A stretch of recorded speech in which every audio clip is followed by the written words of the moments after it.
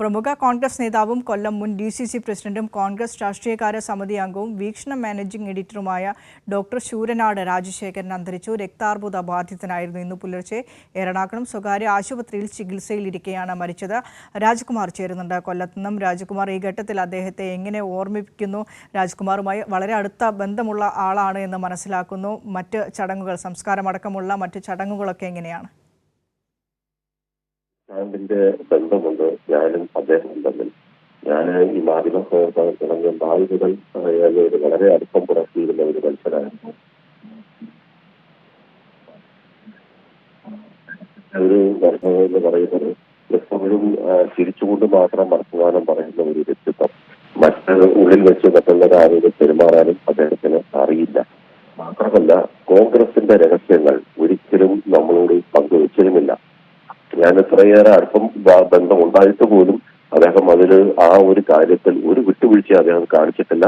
ആ രാഷ്ട്രീയ അച്ചടക്കത്തോടുകൂടി ജീവിച്ച ഒരു കോൺഗ്രസ് നേതാവ്. പല സംഭവങ്ങളും അദ്ദേഹം പല കമ്മിറ്റികളിൽ, അന്വേഷണ സമിതികളിൽ അദ്ദേഹം അംഗമായിരുന്നു കോൺഗ്രസിനകത്തുന്നത്. അപ്പോഴൊക്കെ അദ്ദേഹത്തോട് ഞാൻ പലപ്പോഴും വ്യക്തിപരമായി നമ്മുടെ ഓഫീസിൽ നിന്ന് തന്നെ പലതും അദ്ദേഹത്തെ വിളിച്ച് ചോദിക്കണം എന്ന് എന്നോട് ആവശ്യപ്പെട്ട സമയത്തൊക്കെ അദ്ദേഹം രാജ്കുമാറെ ഞാനൊന്നും പറയില്ല പറഞ്ഞിട്ടുണ്ട്. ഞാൻ പരിഗണിച്ചിട്ടുണ്ടെങ്കിൽ പോലും അദ്ദേഹം അത് ആ ഒരു നിലപാട് ഉറച്ചു നിന്ന മനുഷ്യരാണ്. മാത്രമല്ല, അദ്ദേഹം ഒരു കർഷകനായിരുന്നു. അദ്ദേഹം ഈ ശൂരനാടാണ് അദ്ദേഹത്തിന്റെ സ്വന്തം ജന്മദേശമെങ്കിലും അദ്ദേഹം പിന്നീട് ചാത്തന്നൂർ ശീമാട്ടി ജംഗ്ഷനിൽ അദ്ദേഹം കുറച്ച് ഭൂമി വാങ്ങി അങ്ങോട്ടേക്ക് താമസം മാറി.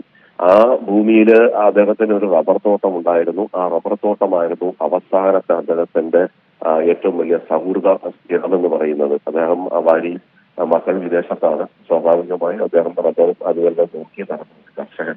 രാഷ്ട്രീയത്തിൽ എന്നും എത്താതെ പോയ ഒരു വ്യക്തിത്വം എന്നുകൂടി നമുക്ക് പറയാം. അദ്ദേഹം പലതവണ തെരഞ്ഞെടുപ്പിൽ മത്സരിച്ചപ്പോഴൊക്കെ അദ്ദേഹത്തെ കൂടെ നിന്നവർ തന്നെ വഞ്ചിച്ചിട്ടുള്ള ഒരു ചരിത്രം കൂടിയുണ്ട്. അക്കാര്യത്തിന്റെ വാക്യാണ് അദ്ദേഹം എന്നോട് പറയുകയും ചെയ്തിരുന്നു. പക്ഷെ അത് നമുക്ക് ഒരിക്കലും സ്വകാര്യമായി പറഞ്ഞ കാര്യങ്ങൾ പുറത്ത് പറയാൻ കഴിയാത്തതുകൊണ്ട് തന്നെ ഞാനത് വെളിപ്പെടുത്താനും തയ്യാറല്ല. രക്താർബുദം 2000-ൽ തന്നെ അദ്ദേഹത്തിന് രക്താർബുദം സ്ഥിരീകരിച്ചിരുന്നു. പക്ഷെ താനൊരു രോഗിയാണെന്നും ഇങ്ങനൊരു അസുഖം തനിക്കുണ്ടെന്നും അത് പുറത്തറിയരുത് എന്ന് അദ്ദേഹത്തിന് ശാഠ്യമുണ്ടായിരുന്നു. മാത്രമല്ല, അദ്ദേഹത്തിന്റെ ഞാൻ മരിച്ചാൽ ഒരിക്കലും എന്റെ മൃതദേഹം കൊണ്ടു നടന്ന് ഒരു സ്ഥലത്തും പ്രദർശിപ്പിക്കരുത് എന്നൊരു ആദർശം അദ്ദേഹം ഒരു നിർദ്ദേശം കുടുംബാംഗങ്ങളോടും പാർട്ടി നേതാക്കന്മാരോടും പ്രവർത്തകരോടും സഹപ്രവർത്തകരോടും ഒക്കെ അദ്ദേഹം പറഞ്ഞിരുന്നു. അതുകൊണ്ട് തന്നെ കൊല്ലം DCC ഇന്ന് കൊച്ചിയിൽ അർബുദബാധിതനായി കുറച്ചു നാളുകളായി അമൃത ആശുപത്രിയിൽ ചികിത്സയിലായിരുന്നു. അവിടുന്ന് അദ്ദേഹത്തിന്റെ ഭൗതിക ശരീരം ഇന്ന് വിലാപയാത്രയെ തന്നെ നേരെ അദ്ദേഹത്തിന്റെ ചാത്തന്നൂരിലെ വസതിയിലേക്ക് കൊണ്ടുവരും. ഉച്ചയ്ക്ക് ശേഷമായിരിക്കും അവിടെ എത്തുക. വൈകിട്ട് 5 മണിയോടുകൂടി വീട്ടുവളപ്പിൽ സംസ്കാരം നടക്കുമെന്നാണ് കൊല്ലം DCC നേതൃത്വം അറിയിച്ചിട്ടുള്ളത്. മിനിഷ.